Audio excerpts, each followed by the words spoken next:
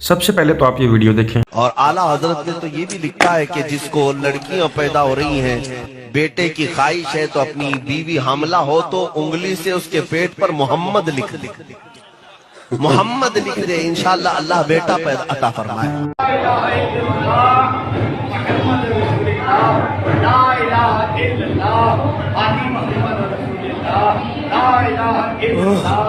حاجی محمد رسول اللہ، لا الہ الا اللہ، حاجی مرشد محمد رسول اللہ صلی اللہ علیہ وسلم۔ شب برائے گلے گلزار دور حضرت یہ پھر باصلی شاہ سردار کلندر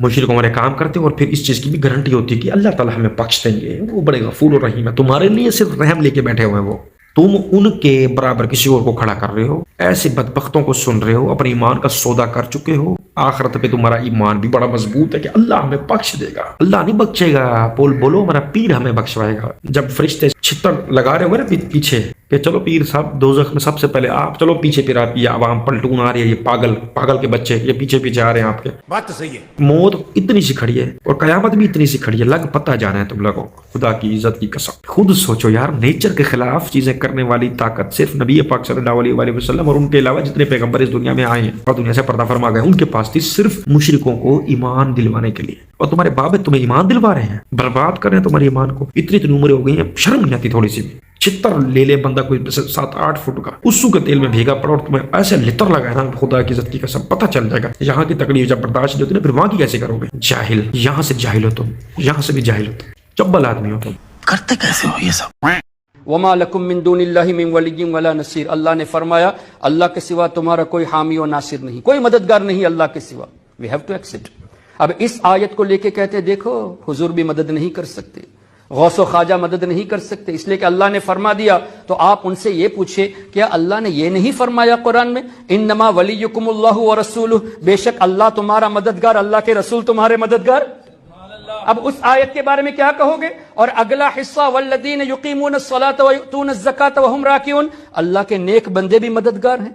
پھر فإن اللہ هو مولا وجبریل وصالح المؤمنین والملائکۃ بعد ذلک ظہیر، جبریل علیہ السلام مددگار ہیں، نیک مسلمان صالح المؤمنین مددگار ہیں، فرشتے مددگار ہیں، اللہ ہی نے تو فرمایا۔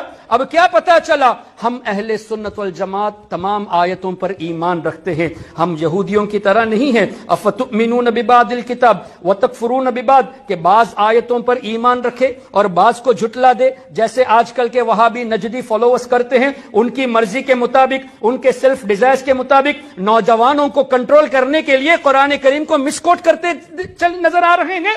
وہ کیا کرتے ہیں؟ صرف ان آیتوں کو پیش کرتے ہیں اور اس کو ایویڈنس کے طور پہ کہتے ہیں دیکھو اللہ نے نبیوں کو طاقت نہیں دی، جبکہ رب نے خود فرمایا میرے رسول مددگار ہیں۔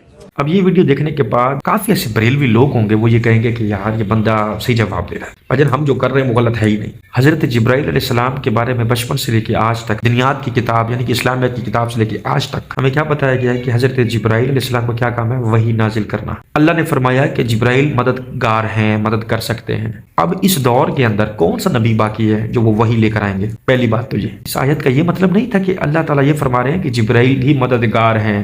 کن کے لیے؟ پیغمبروں کے لیے، یعنی کہ اللہ تعالیٰ کا میسج کنوے کرتے ہیں پیغمبروں کو کہ آپ کے پروردگار، آپ کے اللہ، آپ کے رب آپ کو یہ کہہ رہے ہیں، اور وہ جو کہہ رہے ہیں یہ آگے آپ اس بھولی بھالی جاہل عوام تک پہنچائیں جو کہ مشرک بنی ہوئی ہے۔ یہ کام نہیں تھا حضرت جبرائیل علیہ السلام کا۔ یہ پھنس گیا سی ہے۔ اب آگے چلتے ہیں۔ نبی پاک صلی اللہ علیہ وآلہ وسلم مدد کر سکتے ہیں، لیکن تب کر سکتے ہیں جب وہ اس دنیا میں حیات تھے، اس ٹائم ڈیمنشن کے اندر۔ اب وہ یہاں سے پردہ فرما چکے ہیں کیونکہ اللہ نے ان کو موت دی ہے۔ کڑوی بات ہے، بہت کڑوی بات ہے، لیکن یہ ریئلٹی ہے۔ موت کا مزہ ہر جاندار کو چکھنا ہے، تو کیا نبی علیہ السلام جاندار نہیں تھے؟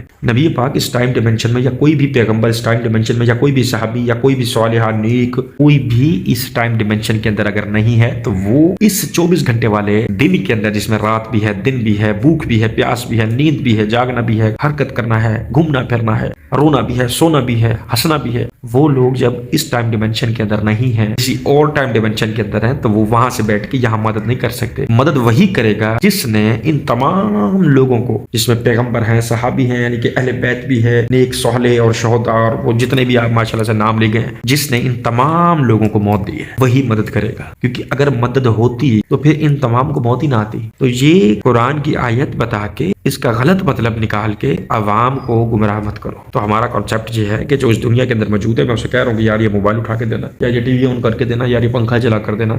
वो अगर करीब है तो वो ये सारे काम कर देगा। लेकिन अगर एक बंदा बैठा मुल्तान है, मैं उसको बोल रहा हूँ यार वो मुझे पानी तो पिला दोगे, क्या पागल है, मैं 100 किलोमीटर दूर बैठा हूँ, तुझे कैसे पानी दे दूं? और जो इस दुनिया से बाहर है वो कैसे मदद करेगा? इस दुनिया में मदद करने के लिए मौके पर मौजूद होना और जिस्म का एग्जिस्टेंस बहुत जरूरी। आला हजरत के बड़े शहजादे उस वक्त हिंदुस्तान, पाकिस्तान और बांग्लादेश का बंटवारा नहीं हुआ था, इतने खूबसूरत थे। हुजूर हुज्जतुल इस्लाम लाहौर की सरजमीन पे तशरीफ ले जाते हैं, किसी जलसे में शिरकत के लिए जाते हैं।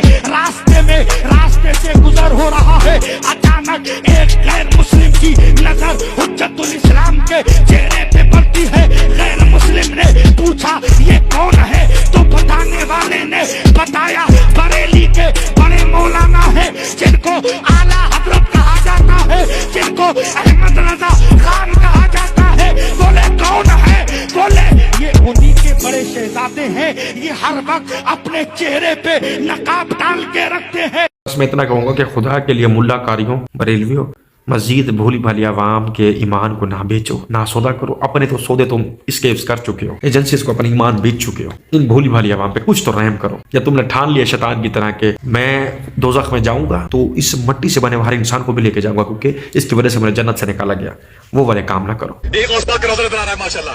वो लब्बैक या गौसे आजम, लब्बैक या गौसे आजम, लब्बैक या गौसे आजम, लब्बैक को मीनार गौस पाक की मुबारक दरगाह का है माशाल्लाह। वो जो मीनार नजर आ रहा है आगे आपको, पिलर नजर आ रहा है माशाल्लाह, सुभान अल्लाह। वो गौस पाक का रौज़ा वो सामने देखिए बाएं तरफ सफेद रंग का, और उसके बगल में है। जवाब दीजिए माशाल्लाह, लब्बैक या गौसे आजम, लब्बैक। हाथों उड़ा के जवाब दीजिए माशाल्लाह। या शेख अब्दुल कादिर जिलानी, या शेख अब्दुल कादिर जिलानी।